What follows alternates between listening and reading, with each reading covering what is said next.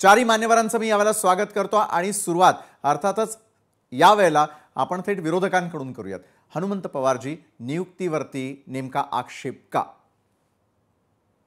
भारतीय जनता पक्षाच्या पदावर असलेल्या व्यक्तींना ते आता राजीनामा दिलाय असं सांगत आहेत। सदस्यत्वाचा पण राजीनामा दिला, प्रवक्त्याचा पण दिला असं सांगत आहेत, पण कुठेही अगोदर त्यांनी राजीनामा दिल्याची आम्ही बातमी, ट्विट, फेसबुक पोस्ट काय बघितली नव्हती। भारतीय जनता पक्षाच्या प्रवक्त्यांनी मुंबई हायकोर्टाचं जज म्हणून नियुक्ती ही लोकशाहीचा गळा घोटणारी आहे। लोकशाहीचं तत्वच निपक्ष न्याय व्यवस्था याच्यावर आधारलेलं असतं।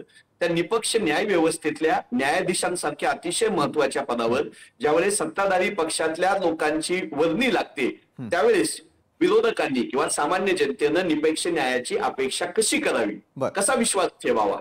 उद्याच्याला हितसंबंधाचे अनेक खटले येऊ शकतात, सत्ताधाऱ्यांच्या विरोधात बोललेले अनेक खटले येऊ शकतात, सत्ताधाऱ्यांना अडचणीचं होऊ शकल अनेक अशा मंडळींच्या न्यायदानासाठी आम्ही न्यायालयामध्ये जाऊ शकतो। त्यावेळेस न्यायपालिका ही निपक्ष असली पाहिजे ही आमची मूलभूत अपेक्षा आहे। त्या अपेक्षेला या निवडीनं धक्का लागलेला आहे, ही गंभीर गोष्ट आहे।